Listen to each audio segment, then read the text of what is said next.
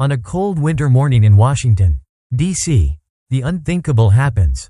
Donald Trump walks into the Secret Service headquarters completely unannounced. No security detail, no prior notice. The air grows heavy as agents freeze mid-task, their eyes locked on the unexpected visitor.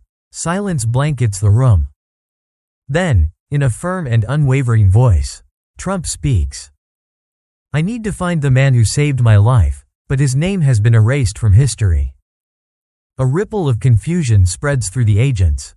A man who saved Trump's life? A hero lost to time? But how could someone who once stood at the center of history simply vanish without a trace? This is not just another political story. It's a mystery buried for decades.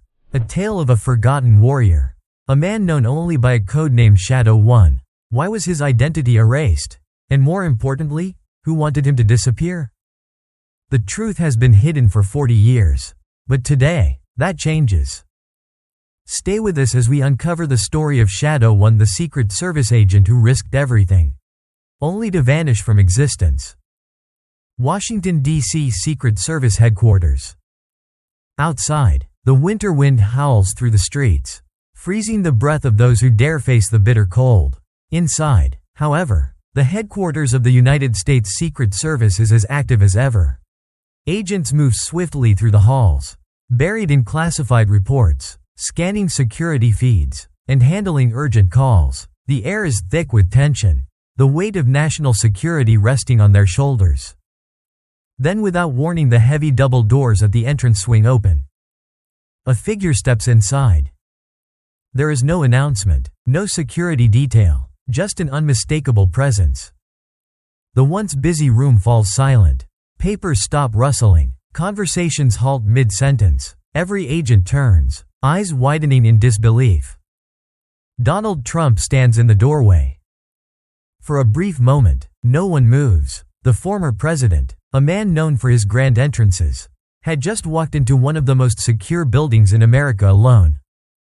Whispers spread through the room like wildfire. Why was he here? And why had no one been informed? Then, he speaks. "I need to find the man who saved my life, but his name has been erased from history."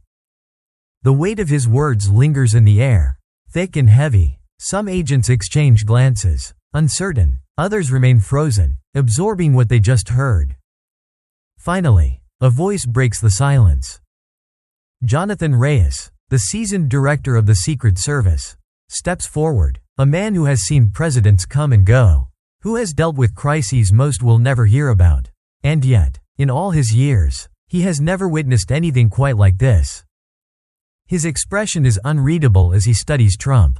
Then, calmly but firmly, he speaks. "What agent, Mr. President? There's no record of this." Trump exhales, scanning the room. His expression hardens, his voice dropping to a near whisper. 1982 New York City. A deal closed, a handshake, and then, "I should have died that night." And just like that, the room that had once been filled with the constant hum of classified operations falls into an eerie, unsettling stillness. A forgotten story, long buried, was about to be unearthed. New York City, 1982. The city never sleeps, but tonight, the air feels heavier than usual. The streets are slick from a recent rain. Neon signs reflecting off the pavement as cars rush past. In the heart of Manhattan, a young Donald Trump steps out of a high-rise building after a late-night business meeting. Dressed in a tailored suit, he adjusts his cufflinks and exhales, satisfied with another deal closed. His driver is already waiting. The black limousine sits idling by the curb, its headlights cutting through the night. Trump climbs inside, the door clicking shut behind him. The city is his playground, and success is his only goal. He has no idea that in just minutes, his life will hang by a thread. The ambush. As the car turns onto a quieter street, the air shifts. Something feels wrong. Then screech. An SUV swerves in front of the limousine, tires skidding against the pavement. The driver barely has time to react before another vehicle appears behind them, trapping them in place. Before Trump can process what's happening, 4 men step out of the SUV, faces cold, eyes sharp, guns in hand. The driver reaches for the door handle, but he's too slow. One of the attackers yanks it open, dragging Trump out of the car with brutal force. He stumbles onto the wet pavement, his expensive suit instantly ruined. Then, cold metal presses against his temple. One of the men leans in close, his voice low and full of menace. "You think you can walk into our world without paying the price?" Trump's breath is shallow. His mind races. Is this a robbery, a warning, or something much worse? The mysterious savior. Then a voice from the darkness. "Drop your weapons, there won't be a second warning." The voice is deep, steady, a command. The attackers freeze, their bodies going rigid. They scan the alley, but the shadows reveal nothing. One of them scoffs, tightening his grip on the trigger. "Who the hell are?" Bang! A single gunshot cuts through the night. One of the attackers screams. Clutching his hand, the gun he was holding now clatters to the ground. Panic erupts. The men spin toward the shadows, guns raised, but before they can react, a figure emerges. The gunfight in the alley. A lone man, dressed in black, moving like a ghost. He fires again, precise, controlled. Another attacker drops to the ground, wounded. The remaining two turn to flee, but the man moves faster. He closes the distance in seconds. A brutal hand-to-hand fight unfolds. One attacker swings, misses. The shadowy figure counters one hit to the ribs, another to the jaw. The man crumples to the ground. The final attacker hesitates, gun still in hand, but before he can make a move, the stranger is already there, disarming him in a flash. Within moments, it's over. The escape. Trump is still on the ground, stunned, heart pounding. The mysterious figure turns to him, face obscured by darkness, but eyes burning with intensity. Without a word, he grabs Trump's arm and pulls him up. Blood soaks through the man's coat, but he doesn't seem to care. He gestures toward a side alley.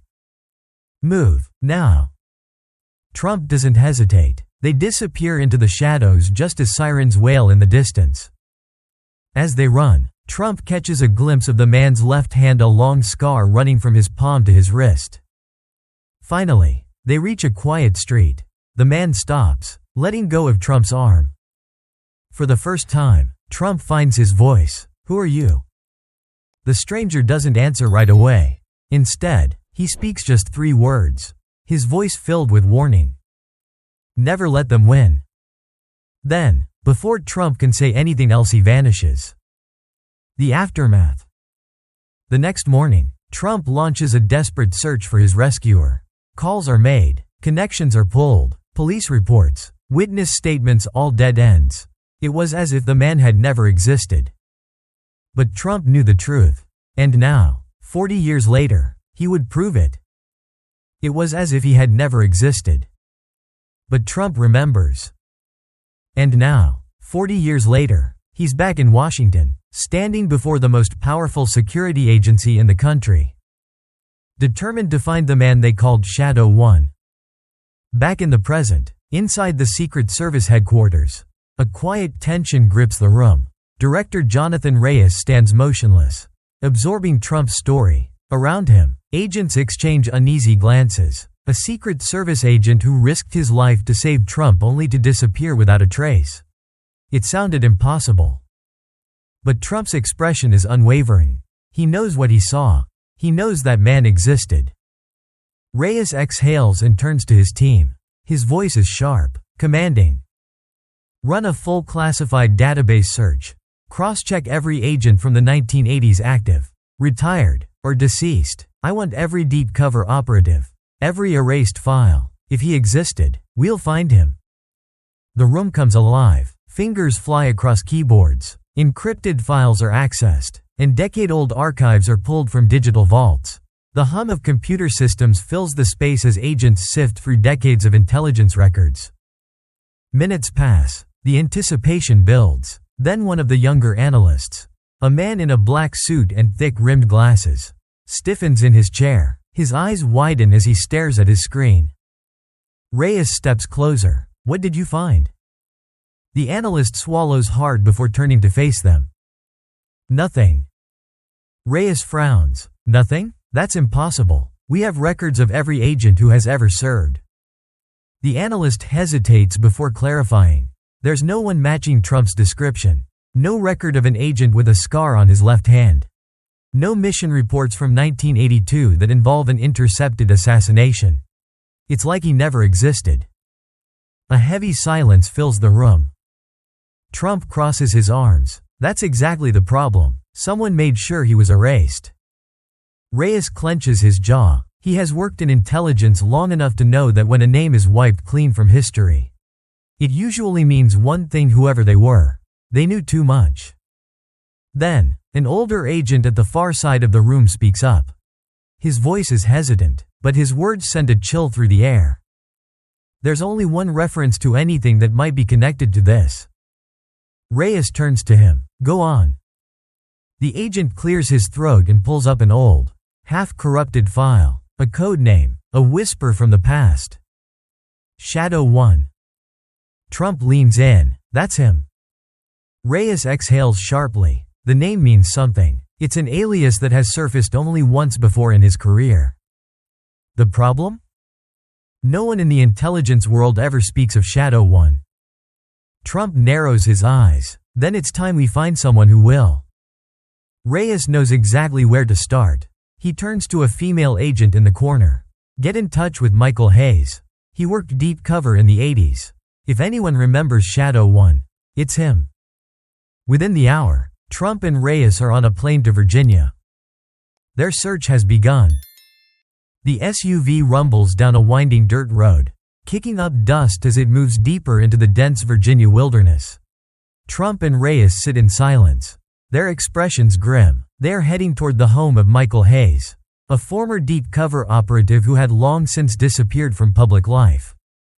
Hayes wasn't just any retired agent, he was a ghost. A man who had lived in the shadows for decades, known things most people weren't meant to know.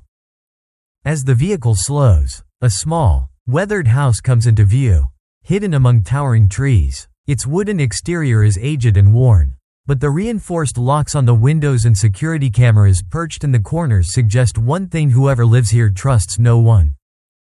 Reyes steps out first, glancing around before knocking on the door. 3 firm knocks. Silence. Then a shuffling sound from inside.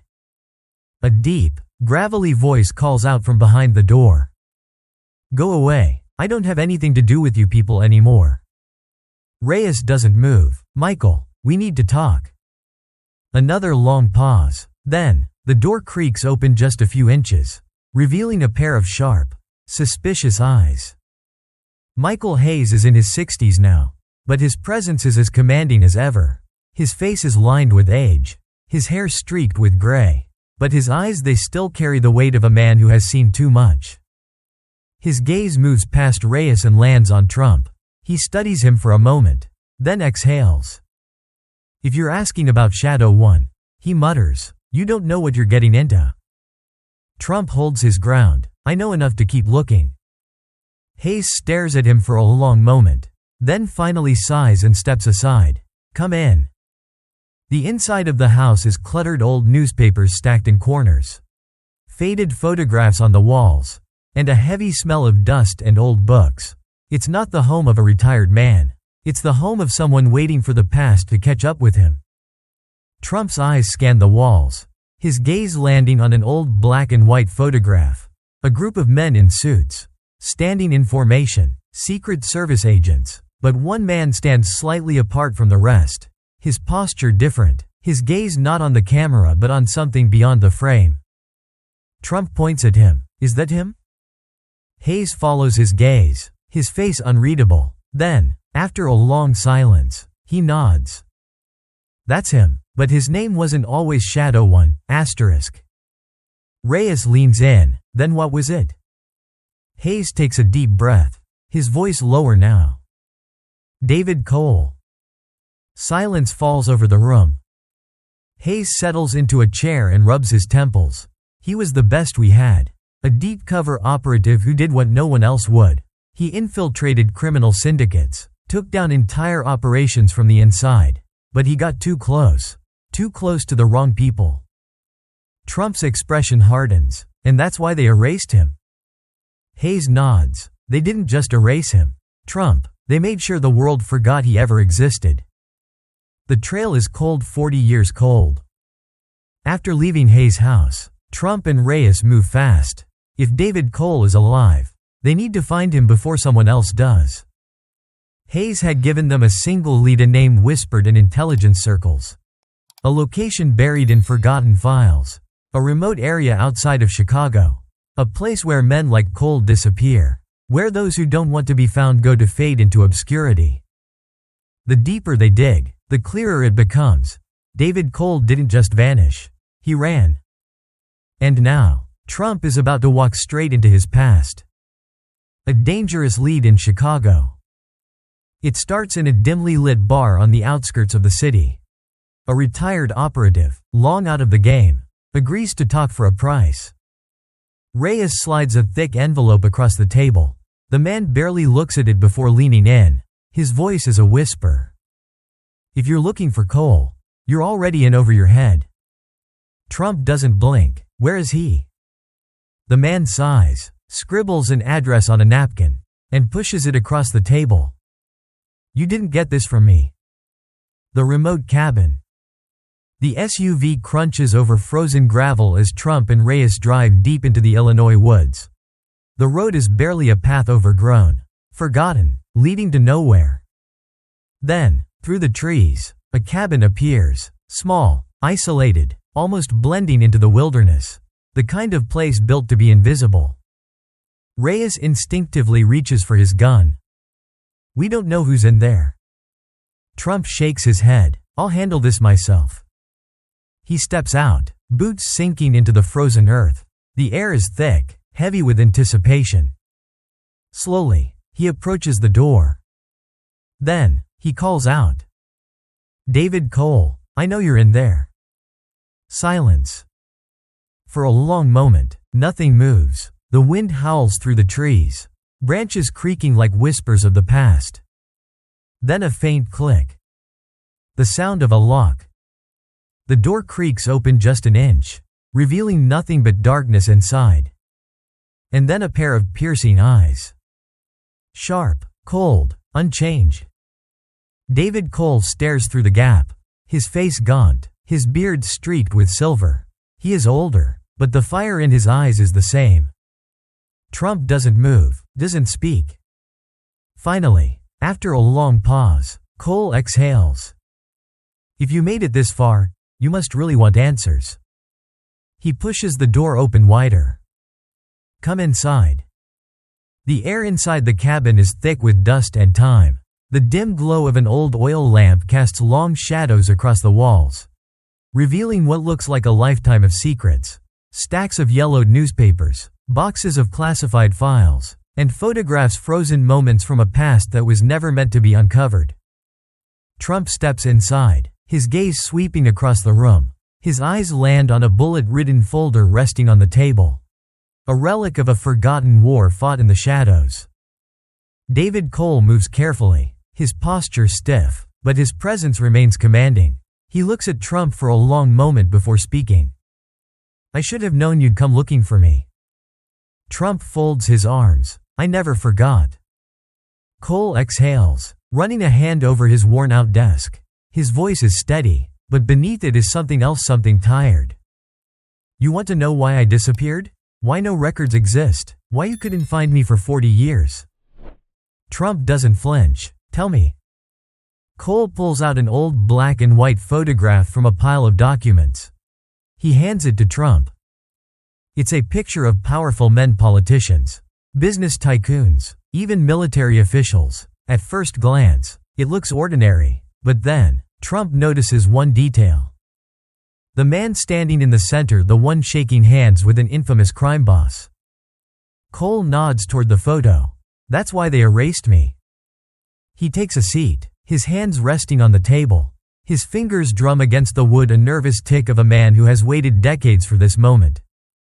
I spent years infiltrating the most powerful criminal syndicates in the country. Corruption wasn't just on the streets, it was in the highest levels of government. senators, intelligence officials, even people in the White House, they were all in on it. Reyes stiffens. Are you saying the government was working with the syndicates? Cole lets out a hollow laugh. Working with them? They were protecting them.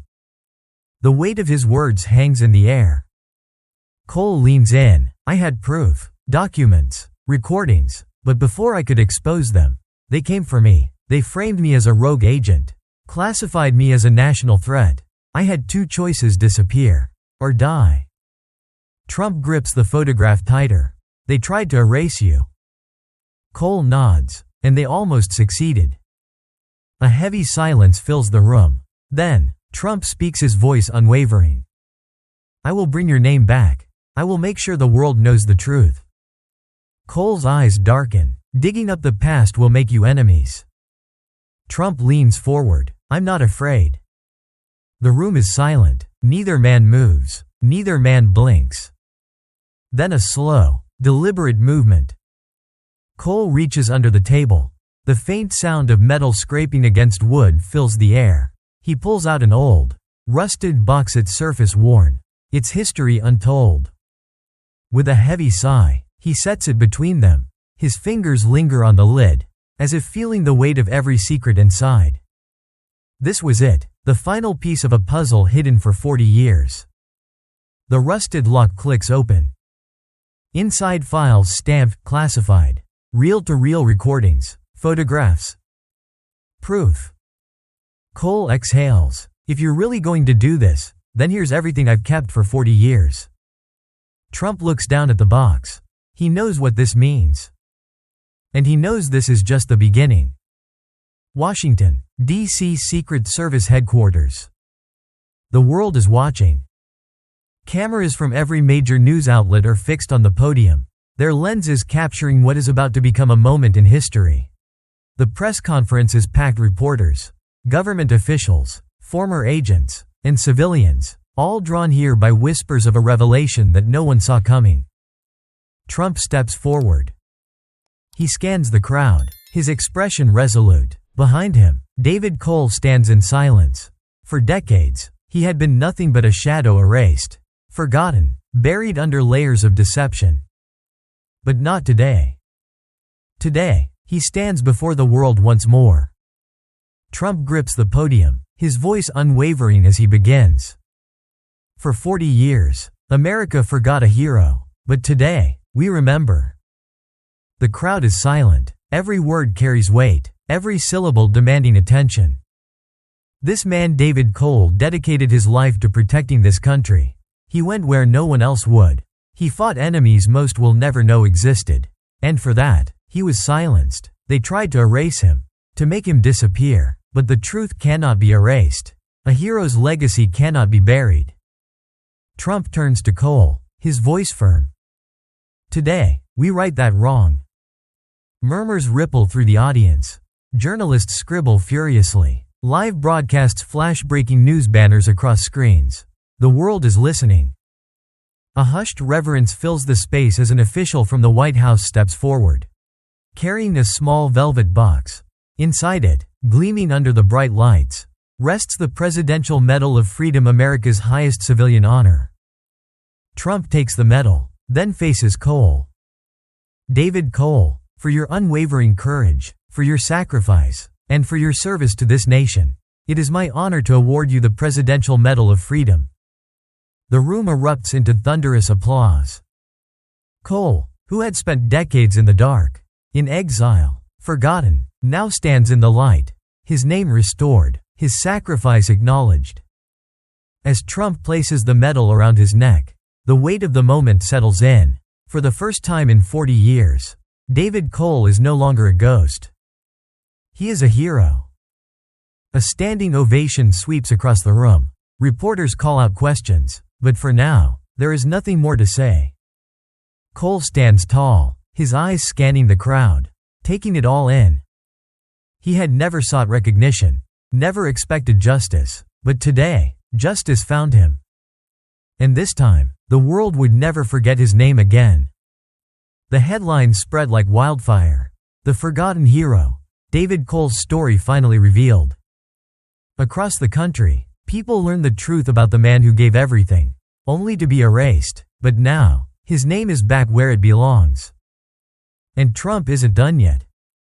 Just 1 week after the press conference, a new initiative is announced, the David Cole Foundation. Dedicated to supporting former agents and their families, the foundation ensures that no hero will ever be forgotten again. For years, men like Cole had sacrificed in silence, their legacies buried beneath classified files. But now, they would have a voice. More stories emerge. Other forgotten operatives, men and women who had risked everything, finally receive the recognition they deserve. In a quiet home on the outskirts of Virginia, David Cole stands by his window. The golden light of the morning sun filters through the glass, casting a warm glow on his face. For the first time in decades, he no longer feels like a ghost. He exhales slowly, the weight of 40 years lifting from his shoulders. Then, he whispers 2 simple words.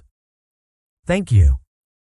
Outside, Trump stands still for a moment, his hand resting on the SUV door. The wind rustles the trees. But inside the house, Cole remains by the window, bathed in sunlight. For the first time in 40 years he exists.